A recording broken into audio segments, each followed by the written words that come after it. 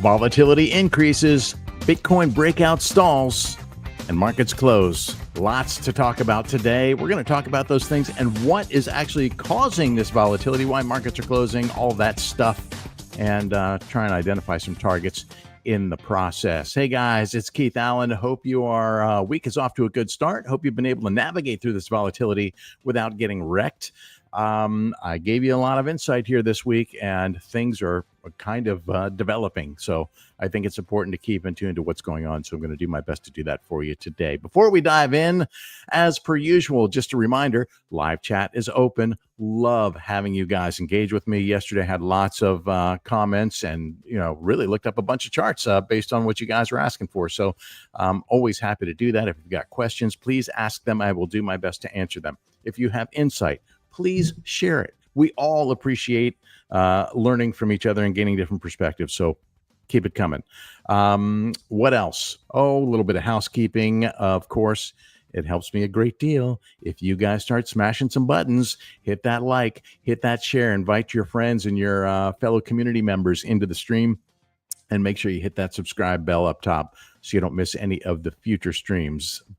We've got holiday weekend coming up, and a really good deal for you, by the way, I want to share with you before I get into the analysis, and that is Material Indicators Independence Day sale going on right now, 25% off every single plan, including lifetime plans, including monthly plans. We normally don't even put the monthly plans on sale, and we rarely put the lifetime plan on sale. You can get those now. All those retail licenses are available at 25% off using the promo code J425 at checkout. Links are in the description. You'll also find it on the X community page as well. So let's go ahead and dive in, right? What are we talking about? Yesterday, I was, we've actually been watching Bitcoin attempt to break out above the 110K level and size up that all-time high at 112 and get back into price discovery. And it really looked like we were on pace to do that. But I saw some things happening, some things developing in the order book that made me pause. And I'm glad I did. I'm going to show you what those are for starters, because I was actually challenged yesterday. And unlike a lot of people on the X platform, especially, I don't mind being challenged. It makes me think. It makes me kind of reevaluate my analysis sometimes and make sure that what I'm thinking is sound. It also makes me consider other perspectives, and I think that's valuable too. So hope you'll do the same, and I'm going to show you exactly what I'm talking about. So let me start by sharing the screen. We'll go to fire charts for starters, and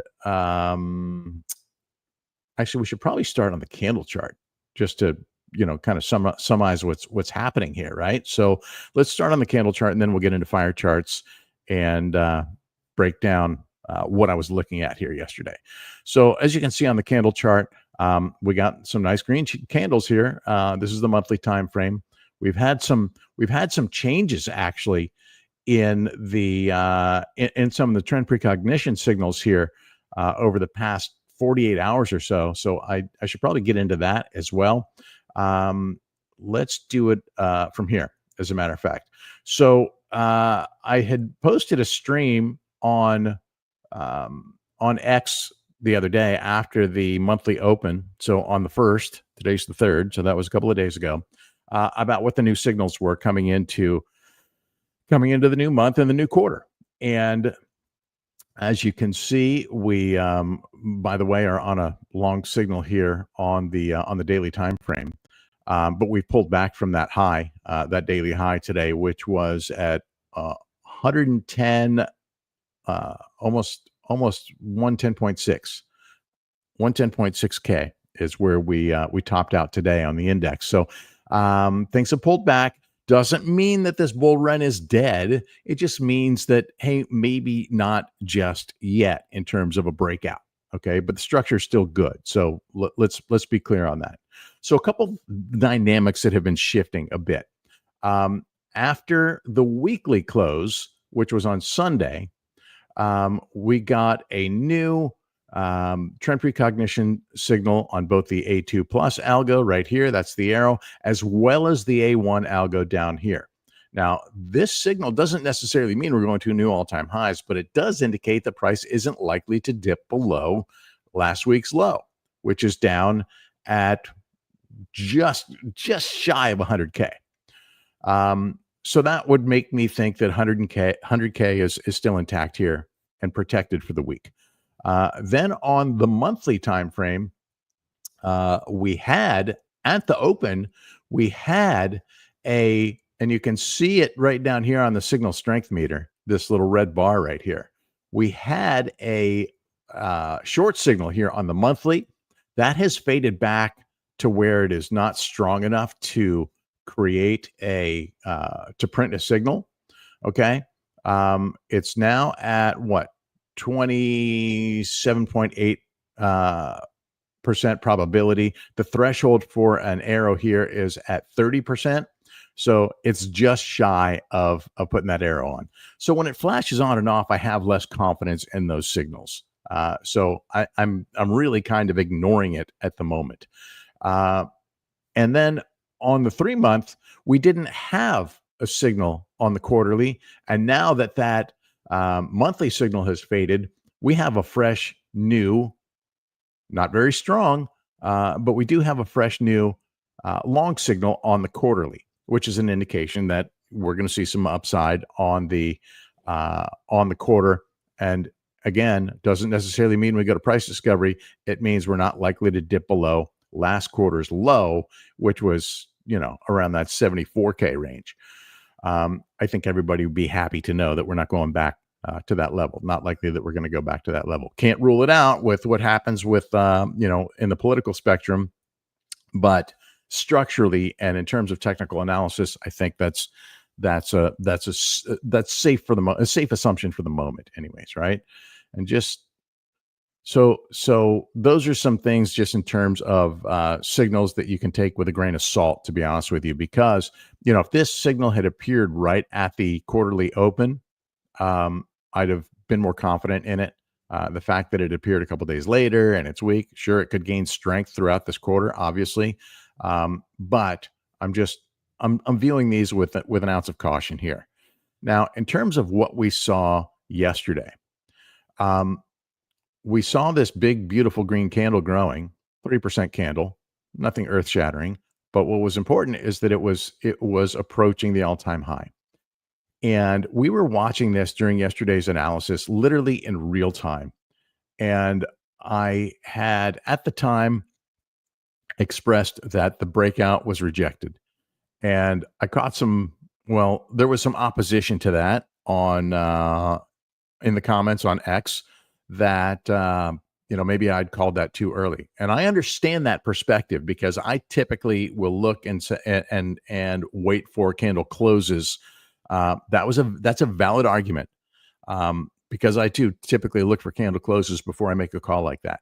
But I saw something in the moment on the live stream while monitoring live order book and order flow data. I saw something in the moment that caused me to make that call. And I'm going to show you exactly what that was. Let's head over to Fire Charts. Let's get a refresh on this and show you exactly what I'm referring to here. So yesterday, literally amidst the stream, we had right in this range, we had 32 million, 33 million in ask liquidity as a, not a huge sell wall by any stretch of the imagination, but a solid one. As you can see, there's nothing bigger than that on the screen right now for the week, I might add. And then all of a sudden, as price was approaching, it pretty much doubled, right? Like in an instant. And so if we should still have some of that right here. Unfortunately, I missed the very beginning of it. It's already timed out of the space here. But as soon as that happened, we had seen, I guess I got to go back to the weekly to see it. We saw some selling begin here, especially out of the purple order class. And then, of course, others followed. And so that was my indication that this breakout attempt was gonna fail. And again, I got questioned on that. And so it wasn't just the timing. One of the arguments that challenged it was that these walls can disappear as quickly as they appear, and that is valid as well. They can disappear as quickly as they appear. They do that more frequently, by the way, when they're buy walls than when they're sell walls. Just in my experience. Um, and another guy, might have been the same guy, said, wouldn't they not, a real big whale wouldn't be telegraphing their intent to sell here. Well, my take on it is they didn't really intend to sell. They just wanted to suppress price. And there could be a number of reasons they want to suppress price. Maybe they're trying to protect their own shorts. Maybe they're trying to attract new shorts to squeeze. Any of those scenarios are possible. And so, or maybe they're, so as you can see, it started to fade, right? Over the last 24 hours, what was in place had started to fade. And this morning, just as price was approaching, they pulled those asks, right? It had faded back a little bit. As you can see, we were up to 60, almost 65 million. It started to fade incrementally through the evening and the overnight hours. And by this morning, it was down to about 59 million in asks right here at this 110K level. And it disappeared. It was pulled before it got hit. And what remained, as you can see, did get hit. Last bit came in the last minute, and then it looks like it moved as well, possibly before it got hit. Hard to tell for sure. Nonetheless, so my analysis and my assumptions were correct, and that this entity that popped this extra 32 million up did not intend for that to get filled, and it didn't. And in the process, we've got this volatility, right? So where'd the downside come from? What caused this volatility that we're seeing now? A few things, including the fact that, as this morning anyways, we had new economic numbers. Those economic numbers actually good for the economy, in my opinion. But this is one of those good news equals bad news scenarios. The unemployment rate dropped a bit. The non-farm payrolls came in hotter than expected. The unemployment rate dropped 0.1%, and that the market's reaction to that is basically an oh shit, the Fed isn't going to cut in July. Well, there wasn't much chance of the Fed cutting in July to begin with. But now that's even a decreased chance of the Fed cutting in July. And most economists will tell you, which I'm not one, but most economists will tell you that the right move in light of this data is not to cut right now. And so, there's still that polarity going on between the White House and Fed Chair Powell. They're trying to, launch a pressure campaign for him to resign. He's got his seat until 2026, and the administration is doing everything they can to make it just a horrible time for him and to bully him into resigning. Regardless of where you stand on Powell's policy, I'll give him this. He's got integrity, and I can't say that for the other side. So this is part of the reason for the day's volatility. Another reason for the day's volatility is this congressional budget bill, right? So it went through Senate with some revisions, and now it's at the House of Representatives, and it's also likely going through some revisions, and it's, probably going to pass, but Democrats are stalling it out right now to at least monkey with the January 4th deadline. So there's some politicking going on this. But what's important, at least in terms of the crypto market, is there was some legislation or some provisions in it directly relating to crypto and crypto taxes. And some of that has been removed from the latest version that cleared the Senate. And so it's going to be interesting to see what ends up in the final bill, because if there's any revisions in the House of Representatives, um, that's going to have to go back to the Senate for approval. And this delays the process is, part of it, but there could be changes back and forth, back and forth. There's so much in this bill. They're trying to jam so much in it. It's really difficult to pass. And, those that are in opposition are getting bullied into voting for it, at least on the Republican side. And nobody really knows yet at this stage what is going to be in the final version of this bill if it does indeed pass. So a little bit of caution from the market in that regard. Another thing influencing the volatility, and I talked about this on Monday, is the paradigm shift we're seeing with ETH and alts, largely based on this new interest in building ETH treasuries. We talked about Tom Lee taking on a role early this week, and he will be spearheading this effort to in a publicly traded company. I think it's Bitmine that is going to build an ETH treasury in the same manner that, or at least a similar strategy to what Michael Saylor has been doing with Bitcoin. They're going to build a corporate treasury out of ETH. And the reason for that, at least according to Tom Lee, is because of all of the institutional adoption and use cases that they see with ETH, most specifically with banks and our financial system. So we've seen now additional companies following suit that put some renewed interest in ETH, and ETH price is moving based on that. As we can see, if we look at ETH, coming off of a nice bounce here as well. So maybe ETH is getting, a little bit of capital is rotating into ETH to help it make this move and maybe break out from this flag right here.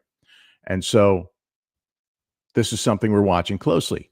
What would invalidate this breakout attempt? Falling back down below these moving averages. Now, it's notable that we do have a golden cross here between the red 50 and the purple 200-day moving average. That is an indication of upward momentum. Yes, it's a lagging indicator, but this momentum tends to continue. If we look at it on the weekly, the shorter time frame is actually showing a pending death cross between the 50 and 100. These are kind of midterm time frames, whereas this on the daily is obviously daily time frame is shorter, but a 50 and a 200, this kind of averages out. We're in the midterm. There's a little bit of a battle here going on for the trend. At the moment, it is, as you can see in the short term, bullish and trending upward. Let's see if that changes for the quarterly. On the quarterly, we have a good signal here on the quarterly time frame for ETH to continue upward with this 21 quarter moving average would be the invalidation if price drops back below. Boy, for me, if price comes into this range, that is an opportunity to add to my position, and I will take advantage of that if it happens.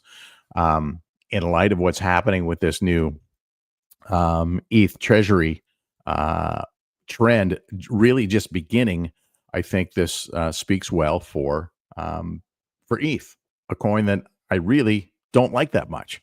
Now let's go back to Bitcoin for a second, because I want to show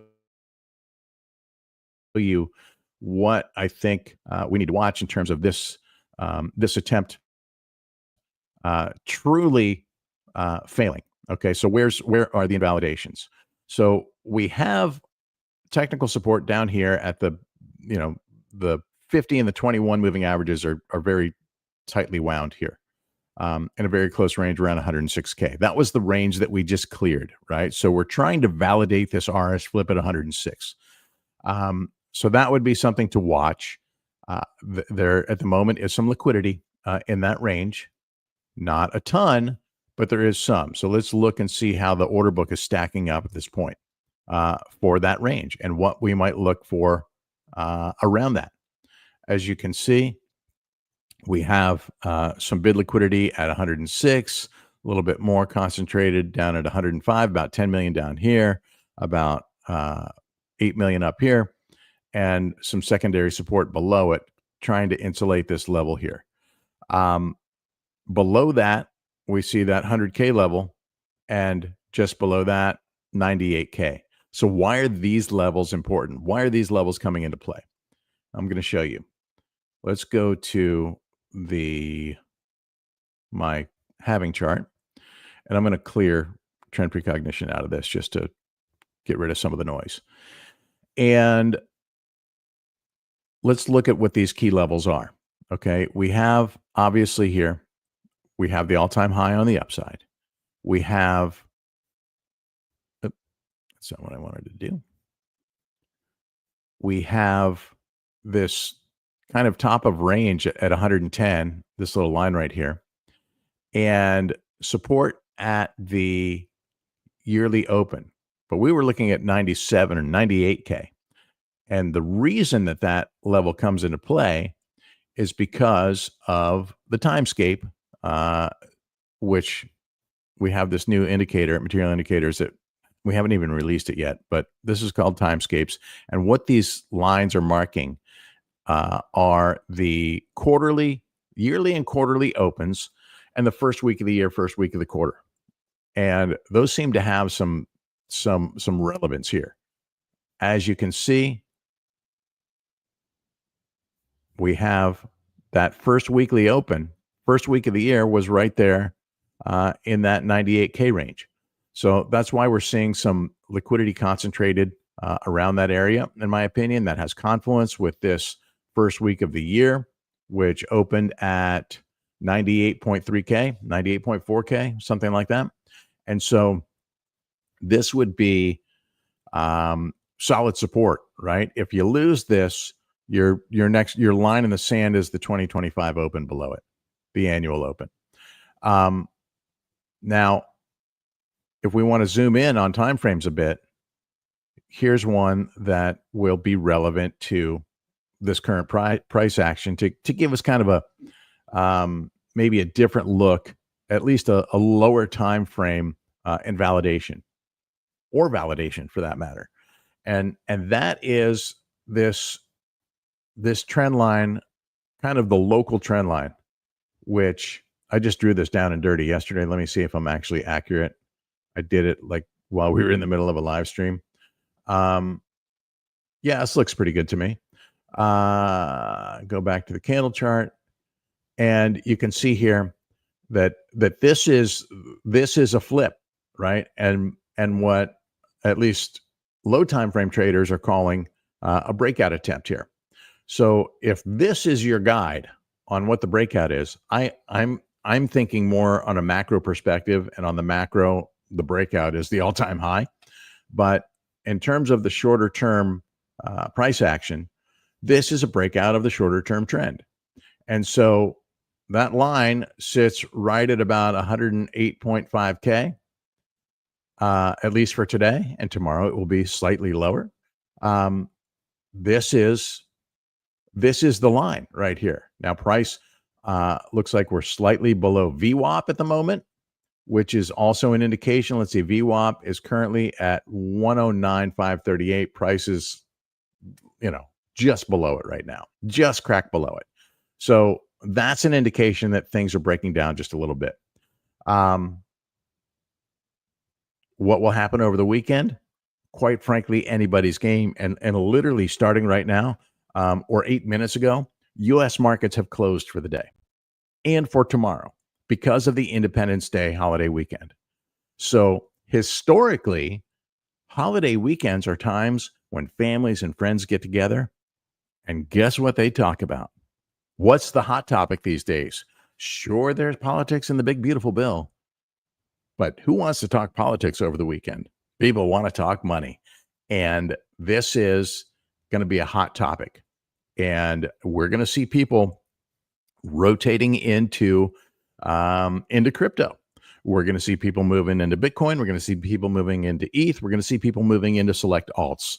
And likewise, some will be rotating out of what they're in into potentially what they perceive as better positions or increasing positions and rebalancing, et cetera. All of that is going to be going on here in the coming days, and especially next week when TradFi opens up again. Because remember, if your crypto exposure is through an ETF, you can't touch that thing over the weekends or over holidays while markets are closed. So we've seen since the addition of crypto ETFs, we have seen those ETF holders get beat up a little bit through weekend volatility, and then of course things tend to level back out on Monday when the market reopens. So keep that in mind as well.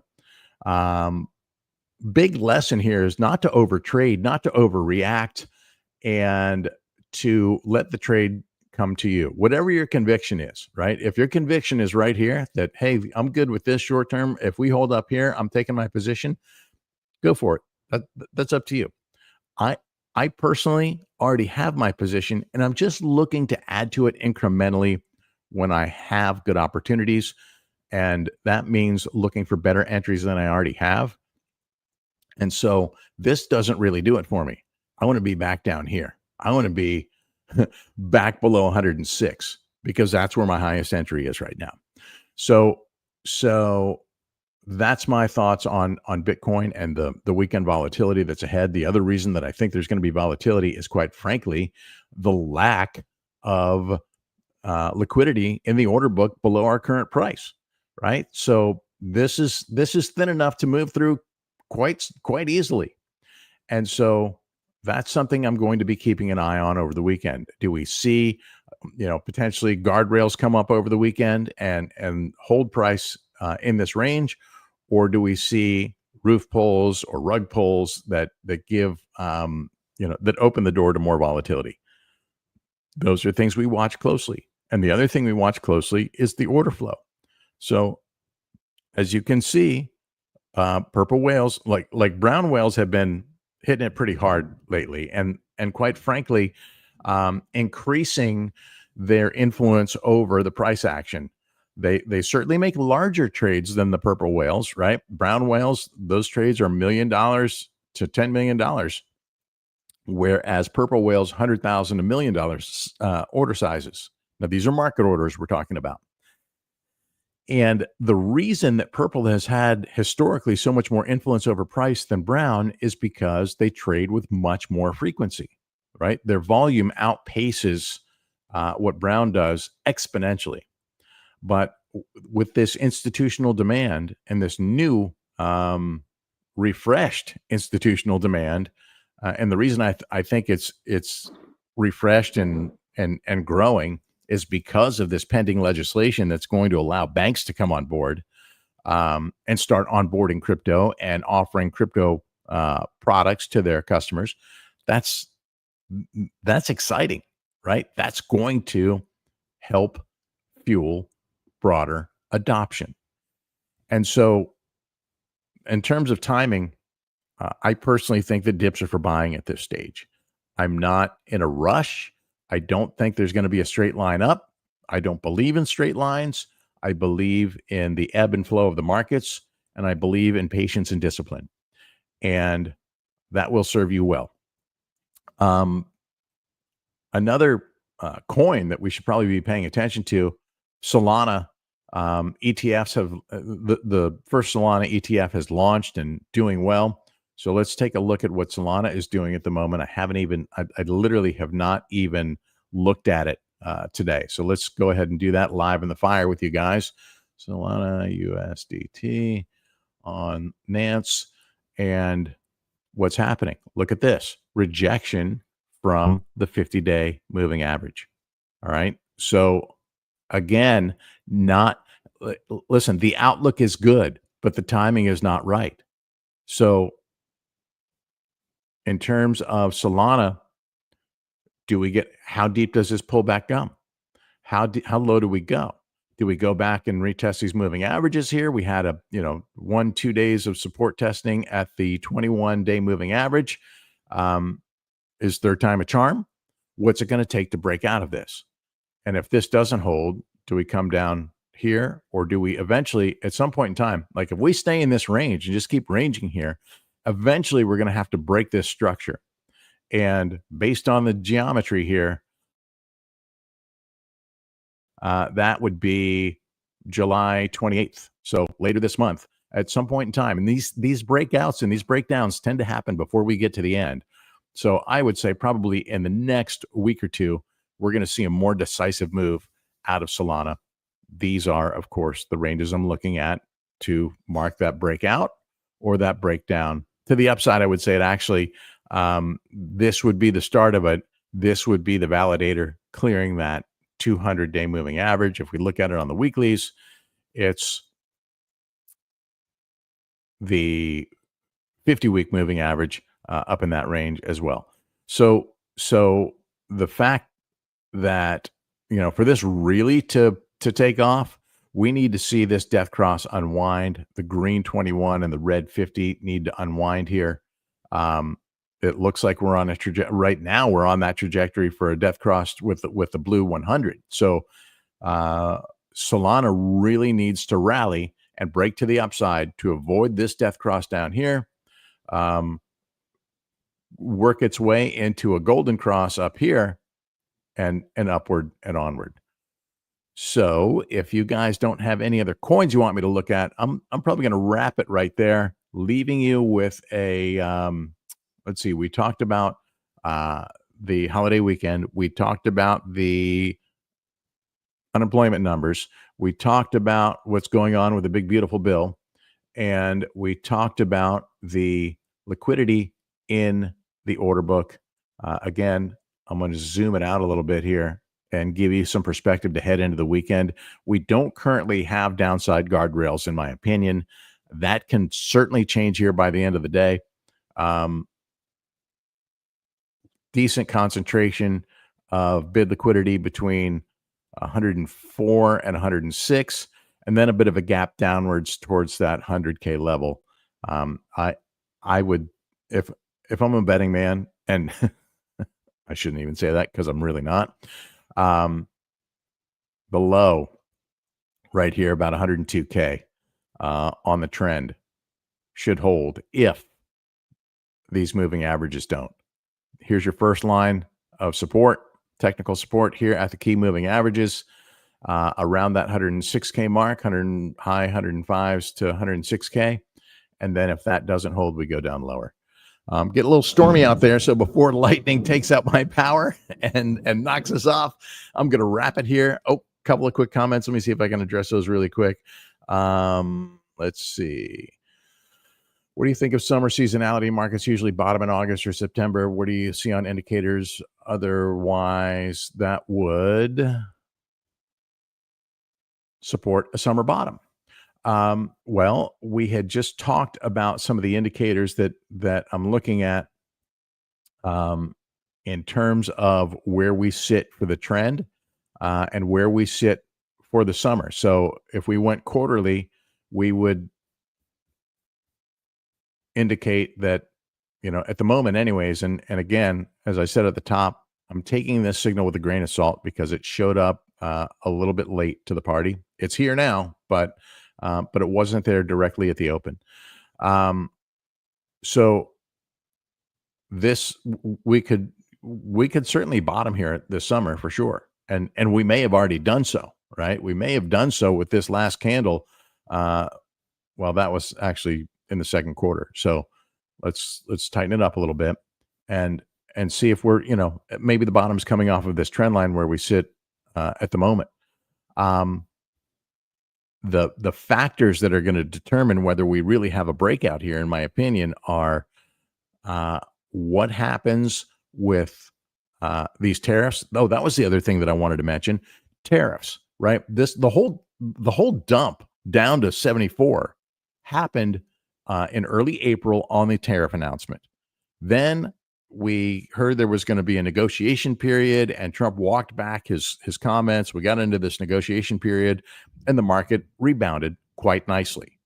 The reality set in that, those big ridiculous numbers that he put out there was a negotiating tactic. He's still doing that to some degree, certainly with Canada, but a few deals have come in. Big important one would be China, obviously. UK, obviously. Now the EU is saying they're ready to come to the table. Who knows what that deal is going to ultimately finalize like. I think there was a deal with Vietnam recently. But that 90-day negotiating period is coming to an end in the next, I don't know, week or 10 days. So what happens then? Are all those deals actually done? Or are we going to hear the administration kick the can down the road and go, oh, we're going to have beautiful deals in a couple of weeks? Who freaking knows? The market, the market can bake in whatever the reality becomes. It's the uncertainty that creates the skepticism in the market and the fear in the market and the risk off environment in the market. So we need some clarity on tariffs. That is number one. And then the market wants to see a rate cut. And that rate cut, obviously based on the news that we saw this morning, not likely happening here in this month, not in July. But it looks like, and let's get a refresh on this. It looks like there is an increased probability of that happening in September. And so this would be at the end of the quarter, right? Late in the quarter. And we could see that happen here. And then we know what happens at that point, right? When the Fed starts cutting is when the market starts soaring. So keep that in mind. Hope that sheds some light on that idea for you. Again, strong ask liquidity above. Nothing is an amount that is impenetrable on either side, in my opinion. But the path of least resistance is a little bit lower before we actually lock in this breakout. We're just going to have to keep watching to see how this develops, right? Because at the moment, things are holding strong at this short-term trend. Just in the time that we've been on, we've reclaimed the VWAP for the moment, and we'll see if this level can hold. So in terms of the short-term price action continuing upward, and by short-term, I'm talking like this weekend, then, and lightning is crashing all around me like I'm talking about something really evil. For this to continue, price has to hold above this 108.5K level through the weekend. If not, then obviously we're going to break down and maybe go back and retest support here at this 106K level. All right. Hope that gives you some insight and something that you can rest on. Here's a suggestion. If you haven't already picked your targets, pick your targets and then back away from screens and then go enjoy the weekend, touching grass, celebrating with your friends and family, doing something you love with the people you love. That's what I'm doing. Good luck to you. Have a fantastic weekend. If I do see anything like really noteworthy popping up over the weekend, I will do my best to chime in. But otherwise, I'm going to be engaged and hanging out with family and friends. Have a good one, guys.